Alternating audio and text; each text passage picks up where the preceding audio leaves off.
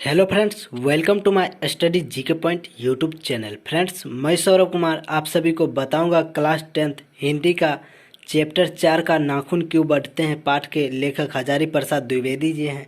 इस पाठ के ऑब्जेक्टिव क्वेश्चन बताऊंगा क्योंकि एग्ज़ाम बहुत ही नज़दीक आ गया है और आपसे यह रिक्वेस्ट करूंगा कि अगर आप वीडियो देख रहे हैं तो शांति जगह पर जाकर वीडियो को देखें ताकि आप अच्छे से सुन पाएँ और समझ पाएँ।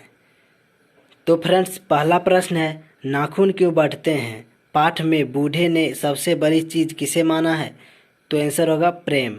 तो ए नंबर आंसर सही हो जाएगा। दूसरा प्रश्न है, लेखक के अनुसार मनुष्य के नाखून किसके जीवंत प्रतीक है? तो आंसर होगा पाशवी वृत्ति के। तो सी नंबर आंसर सही हो जाएगा। 3 नंबर का प्रश्न है, नाखून क्यों बढ़ते हैं से गद्य की कौन सी विधा है? तो आंसर होगा ललित निबंध। तो डी नंबर आंसर सही हो जाएगा। अगला है 4 नंबर का प्रश्न, हजारी प्रसाद द्विवेदी द्वारा रचित पाठ है। तो आंसर होगा नाखून क्यों बढ़ते हैं। तो ए नंबर आंसर सही हो जाएगा। 5 नंबर का प्रश्न है, सब पुराने अच्छे नहीं होते, सब नए खराब नहीं होते, यह उक्ति है। तो आंसर होगा हजारी प्रसाद द्विवेदी की। तो सी नंबर आंसर सही हो जाएगा। 6 नंबर का प्रश्न है, पुराने का मुँह सब समय वांछनीय ही नहीं होता, किस लेखक की पंक्ति है? तो आंसर होगा हजारी प्रसाद द्विवेदी। अगला है 7 नंबर का प्रश्न, हजारी प्रसाद द्विवेदी का जन्म कब हुआ? तो आंसर होगा 1907 को। तो ए नंबर आंसर सही हो जाएगा। 8 नंबर का प्रश्न है, सहजात वृत्तियां किसे कहते हैं? तो आंसर होगा अनजान स्मृतियों को। तो बी नंबर आंसर सही हो जाएगा। अगला है 9 नंबर का प्रश्न, कौन नाखून को जिलाए जा रहा है? तो आंसर होगा प्रकृति।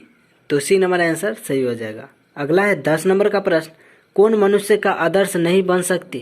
तो आंसर होगा बंदरिया। तो बी नंबर आंसर सही हो जाएगा। 11 नंबर का प्रश्न है, शिक्षक का अर्थ होता है? तो आंसर होगा मोम। शिक्षक का अर्थ मोम होता है। डी नंबर का आंसर सही हो जाएगा। अगला है 12 नंबर का प्रश्न, अनाम दास का पोथा साहित्य की किस विधा की रचना है? तो आंसर होगा उपन्यास। तो बी नंबर आंसर सही हो जाएगा। 13 नंबर का प्रश्न है, महाभारत क्या है? तो आंसर होगा पुराण। महाभारत जो है यह एक पुराण है।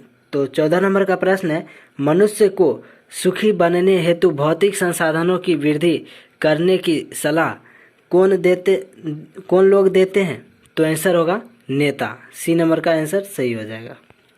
अगला है 15 नंबर का प्रश्न, नाखून क्यों बढ़ते हैं निबंध में निबंधकार का कौन सा दृष्टिकोण प्रकट होता है? तो आंसर होगा मानववादी।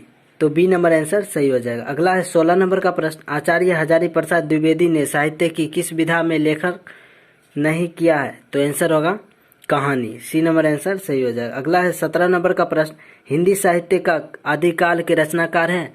तो आंसर होगा आचार्य Hazari Prasad Dwivedi. B number answer सही हो जाएगा। अगला है 18 नंबर का प्रश्न, कामसूत्र किसकी रचना है? तो आंसर होगा वात्स्यायन की। तो सी नंबर आंसर सही हो जाएगा। अगला है 19 नंबर का प्रश्न, नाखून क्यों बढ़ते हैं के निबंधकार कौन है? तो आंसर होगा आचार्य हजारी प्रसाद द्विवेदी। तो डी नंबर आंसर सही हो जाएगा। अगला है 20 नंबर का प्रश्न, नख किसका प्रतीक है? तो आंसर होगा पशुता की। तो बी नंबर आंसर इसका भी सही हो जाएगा। उसके बाद है 21 नंबर का, पृथ्वीराज रासो किनका संप्रदान है? तो आंसर होगा हजारी प्रसाद द्विवेदी की।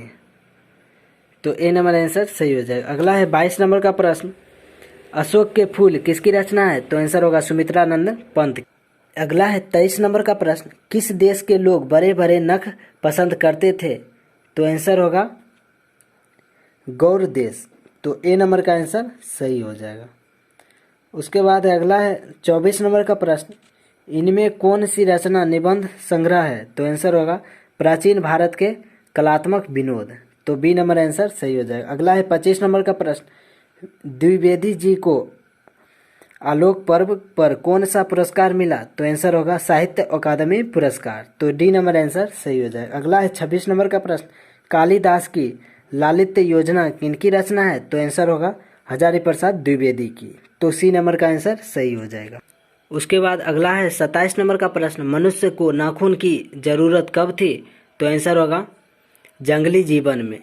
तो ए नंबर आंसर सही हो जाएगा। अगला है 28 नंबर का प्रश्न, असुरों के पास नहीं थे, तो आंसर होगा लोहे की अस्त्र।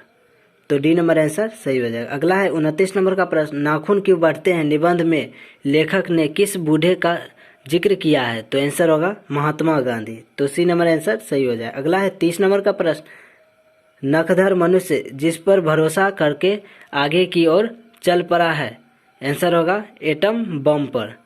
तो डी नंबर आंसर सही हो जाएगा। अगला है 31 नंबर का प्रश्न, कितने वर्ष पहले का भारतवासी नाखूनों को जम के संवारता था, तो आंसर होगा 2000 वर्ष पहले।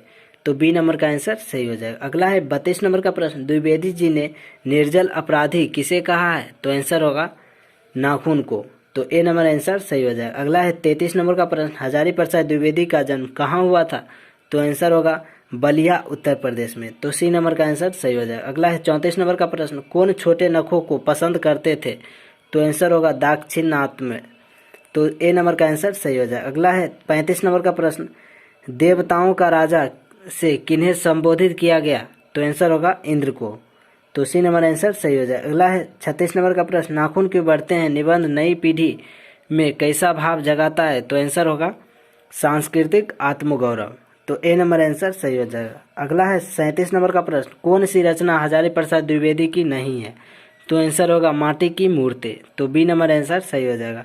अगला है 38 नंबर का प्रश्न, हजारी प्रसाद द्विवेदी की मृत्यु कब और कहाँ हुई, तो आंसर होगा 1979 दिल्ली में। तो ए नंबर का आंसर सही हो जाएगा। अगला है 39 नंबर का प्रश्न, देवेंद्र को मानवेंद्र से क्यों सहयोग लेना पड़ा, तो आंसर होगा लोहे के अस्त्र शस्त्र के कारण। तो बी नंबर आंसर सही हो जाएगा। अगला है 40 नंबर का प्रश्न, गौतम ने कहा था कि मनुष्य की मनुष्यता है, तो आंसर होगा सभी के दुख सुख को सहानुभूति के साथ देखना। तो ए नंबर का आंसर सही हो जाएगा। फ्रेंड्स, अगला चैप्टर 5 का बताऊंगा अगले वीडियो में, तब तक के लिए जय हिंद।